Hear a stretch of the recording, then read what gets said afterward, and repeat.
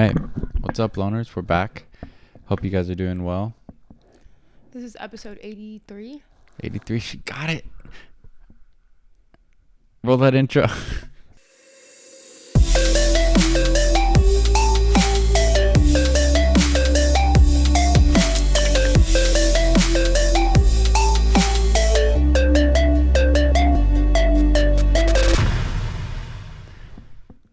Anyway, We're back, guys, and we hope you've been doing well.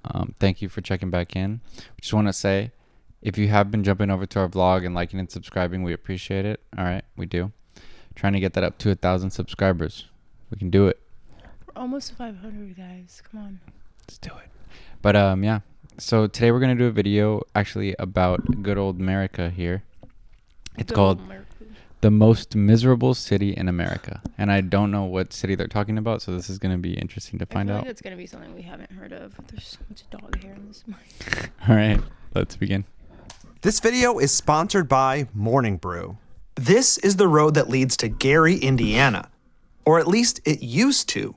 A while back, the neighboring city of Hammond was resurfacing this road and decided it was better to add a berm at the end of it so it didn't lead to Gary anymore. The fewer the connections, the better was the thinking. And when you do get into Gary, it feels like a whole different world. It's emptier, quieter, with vacant homes and overgrown lots. It's like a city forgotten, despite being in one of the largest metropolitan areas in the United States. It was once a thriving steel city, and its former glory days are apparent in the stunning, if crumbling, architecture. This steep decline in fortunes led Business Insider to label Gary the most miserable city in the United States in 2019. They based their rankings on statistics like Imagine being from there and just seeing that, like, Yeah, wow, I live in the most miserable. It just looks so out of place. Like, you see this little suburban townhomes over here, and then you just see this building that was just left like the middle child. I know. Yeah. unemployment and poverty rates. Business Insider is only the latest in a long line of Doesn't make publications sense. dissing the city. Time magazine called Gary, Indiana, the very model of urban decay. As early as the Damn. 1950s, it was described as full of sin, crime, and open immorality. This immorality was shrouded in a black pall of smoke from the steel mills. In 1994, Gary was dubbed the murder capital of the U.S., Oh, shit. as it had the highest rate of pretty murders crazy. per capita of any city in the country. I've What? heard, I don't know if you guys know too much about like crime rates and stuff here in the US, but I believe the most dangerous place is either Chicago or Detroit, or the most dangerous places here with the highest murder rates. I mean, yeah, I wouldn't be surprised. Yeah, which is crazy. Today, it doesn't even crack the top 10 most dangerous places in Indiana, let alone the United States. It feels hollowed out, as its population has dropped from 178,000 in 1960 to just 69,000 today. Now, Gary's story is a lot like other Rust Belt cities in the United States, but the fall here was greater. Now, one question I have, because I'm a bit of an optimist, is there a turnaround in store for Gary? So let's talk about Gary's history and its future after the bike belt. You know who he speaks about reminds it. me of? Do you remember in The Office, Andy? Oh my gosh. Yeah, I could see that. That's so funny, yeah. What were you saying right now? He speaks about the town because, first off, it has a human name. So he speaks about it like it has a consciousness. It's like, let's go see what's up with Gary.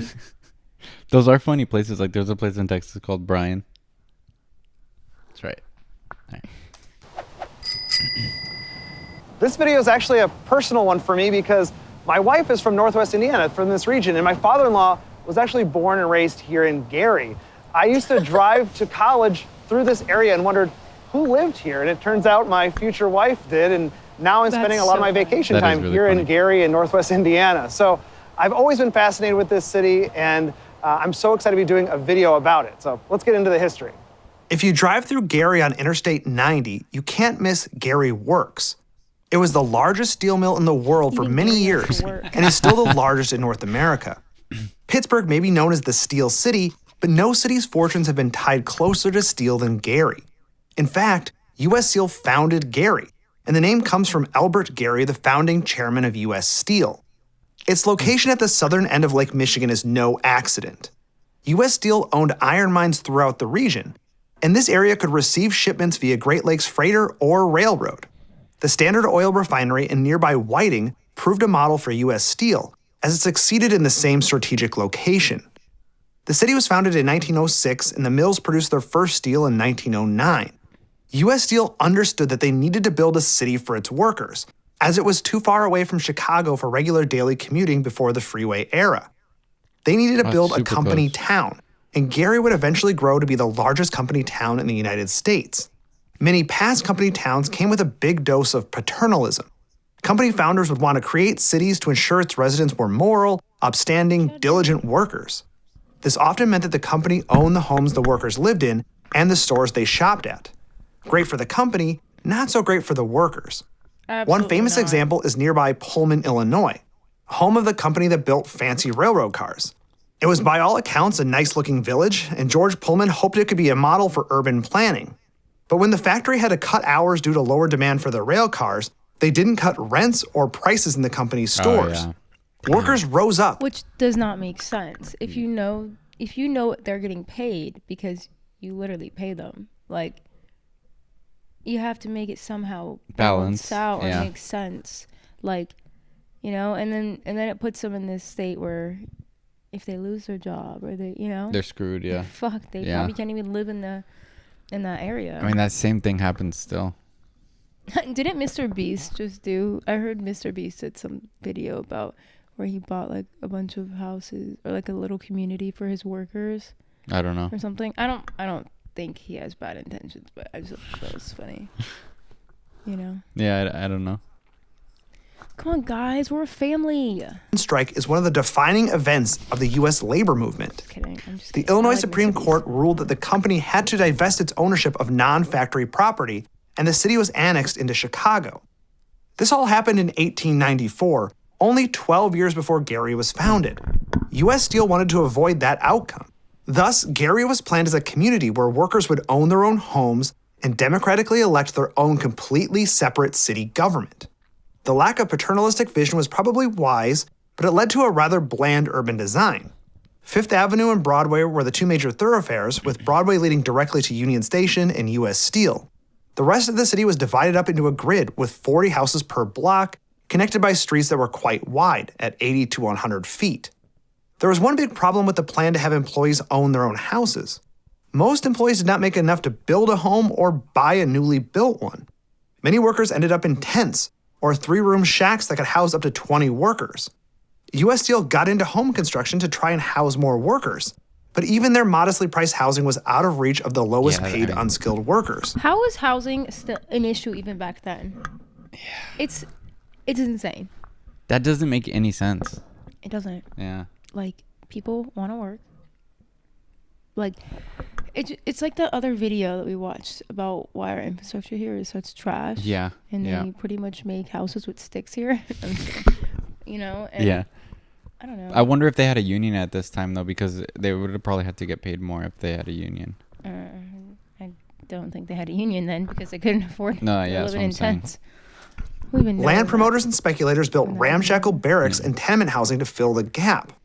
The fledgling city government had no regulations that required amenities like running water, so they were absolutely terrible places to live. Gary may have avoided the paternalistic model of Pullman, but created their own sort of urban anarchy. The situation was made worse by a lack of public open space. The mills spread across the entirety of Gary's lakeshore, so there's no recreation there. The only recreation, it seemed, could be found in the local taverns. By the 1910s, there was one tavern for every 88 Gary residents. Even at this early stage in the history of Gary, it had a reputation for being bigger than life, an industrial colossus, but also a den of sin, filled with low-wage single men spending what little they had on alcohol and gambling. From this inauspicious start, Gary grew with the fortunes of the steel industry. Sounds like I my kind of mean- place. I would be spending my money on alcohol and gambling too if I had to live like that. I mean, yeah, honestly, because all of them are probably like, well, maybe I can fucking hit it Win, big strike, and, yeah. and get out of this shit. Yeah. The population doubled between 1920 and 1940 and reached a peak of 178,000 in 1960. With Shit. population growth came demographic change. Much of the early growth had been from Eastern European immigrants, often discriminated against by white workers who had been in the country for a generation or more. Those Eastern European immigrants forged tight-knit communities that characterized Gary's early history. Gary was also a destination for Southern black workers as a part of the Great Migration, a demographic shift that saw millions of Black Americans resettling in industrial cities of the North. As the new minority in town, Black workers Yeah. Because they were trying to get the hell out of the South after everything happened. Yeah. the North. As the new minority in town, Black workers faced discrimination. And by the 1940s and 1950s, white workers had begun to move out of Gary to nearby suburbs, an example of the white flight phenomenon. This exodus became a flood after 1967. This was a mayoral election year, and incumbent Mayor Martin Katz had the endorsement of the Democratic Machine and Union Steelworkers. But Black residents favored Richard Hatcher, a moderate who campaigned on ending patronage and cleaning up corruption. Hatcher won, becoming with Carl Stokes of Cleveland the first Black mayors of major American cities. Many white residents took that as their cue to leave, not willing to live in a city where Black residents made up the majority and having a mayor that was also Black. It's just funny that like equality scares white people so much. Well, we have a Black dude running the town, so we got to get out. Yeah. As if the rules are going to be reversed versus just like equaled out, like balanced. Yeah. Yeah. Gary's population declined between 1960 and 1970, the first time in its history. Meanwhile, Gary became the center of the Black political landscape, hosting the 1972 Black Political Convention. Black residents of Gary during this time were proud of their city and happy to have some measure of political control. Wow. It's unfortunate, then, that this change in political landscape came at the exact moment U.S. Steel began to lay off its workers. In 1967, 65% of Gary workers were employed at Gary Works. That's an insanely high percentage for one employer. During this era, 30,000 people worked there. But Gary's steel mills began to fall victim to deindustrialization. This is when one region's industries decline, often because it becomes cheaper to import the same goods from somewhere else. This phenomenon struck the entire Rust Belt of the U.S. hard, but perhaps none as hard as Gary. U.S. Steel cut thousands of jobs in the 1970s and 1980s. Production at the mills actually picked up in the 80s and 90s, and they were producing as much steel as ever, but automation had rendered most jobs obsolete. By the 1990s, only about 6,000 people worked in the steel mills. Damn. What happens when a hastily built company town sees massive job losses from its primary employer, while also This also happened with was it, I think, General Motors in Detroit? This same thing happened where they were like employing like most of Detroit, and a lot of them got laid off. Same thing. It's kind of sad. I feel like there needs to be some type of like protections with that. Yeah, I don't know the full details of why they got laid off or something, but it's insane having like a majority of one place being employed by the same employer and then having to cut so many jobs. Right. Yeah. coming to extreme levels of white flight. Well, Gary's population. I have to imagine how much that would affect like the economy in that There, whole yeah, area too. yeah. population plummeted. By 1990, only 116,000 people lived in the city. The population freefall continues to the present day. The recently released 2020 census shows Gary is home to only 69,000 people. Huge drop. That is huge. It's lost over 100,000 residents in 60 years. Today, only about 3,000 people work at the plant. Cities aren't designed to lose population, especially not this fast. As cities grow, they add infrastructure like sewers, power lines, schools, libraries, and roads. Tax dollars pay for those services. When most people leave, the infrastructure is still there and costs money to maintain and operate. Yeah, but who needs this operated? Well, but then I also wonder if Like, just get rid of it. the people that are left there, they have to pay more of the taxes or something to make everything still, you know what I mean? Like, I don't think so, because it doesn't look like they're gentrifying it. It looks like it's just kind of existing at that point. I don't know. yeah. Huh. But like, put a park. I don't know. Plant We some should trees. visit this and make a vlog about it. I'm okay. Thank you. I'm miserable. Yeah. Without tax revenues, these services can fall into disrepair. That's what's happening in Gary. 70,000 people who can't pay for a city meant for 170,000. That's what I mean. As a result, Yeah. the city is using what little money they have to demolish buildings, most notably its empty public schools. That's right. It's Some cheaper to trees. demolish them than maintain them empty. Today, Gary only has one public high school left. It used to have a half a dozen. Many of Gary's churches that are is also wild. empty and falling apart. There aren't enough people left to fill the pews. Is it possible to pull Gary out of this nosedive? Well, on paper, Gary has some real positive attributes. It's still close to the city of Chicago, and you can catch a commuter rail that will take you It to looks kind of big too. Yeah, it does. I don't know. Like when people are leaving, like I don't know, like what's the next line of action that usually happens when a place is underpopulated? I don't know. They Like- just let it go to rot. It doesn't make Like sense. they just until pretty much everyone leaves, because like at a certain point, people are gonna have to pay more taxes how to get it, keep expensive- it running. Yeah, but like, what are they running? Whatever's if- left. But they're paying for to keep running can't be. It's not like they're using that much resources. There's not a lot of people there. Yeah.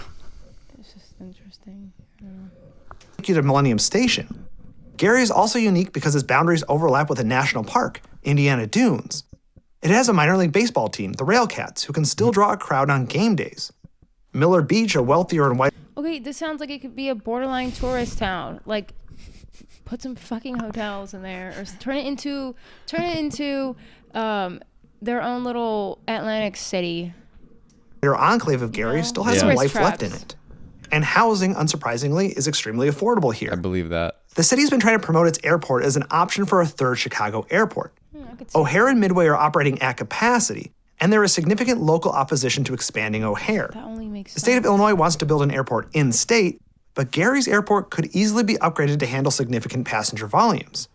If that happens, it would give Gary another economic engine besides steel. Yeah. Schools and infrastructure remain a big concern, however.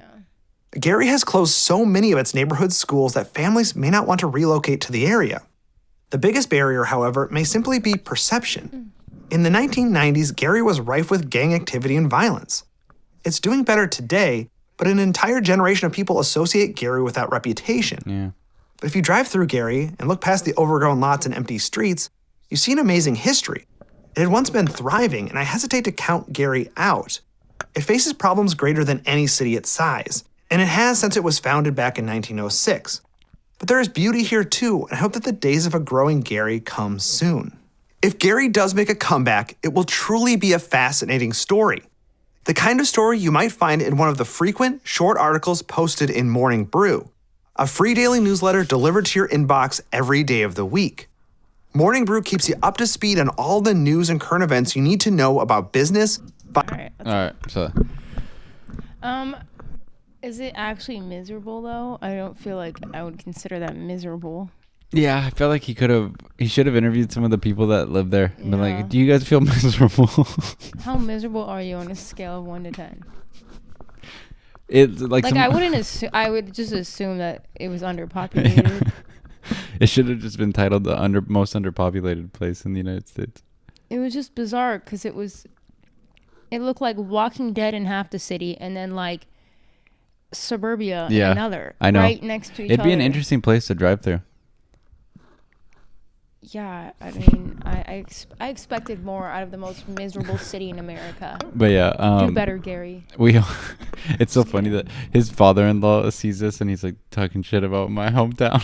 I know. Imagine they have no idea that that's what they're labeled. They're like, "What are you talking? Wait, what? People say what about us?" I know. But yeah, we hope you guys enjoyed that.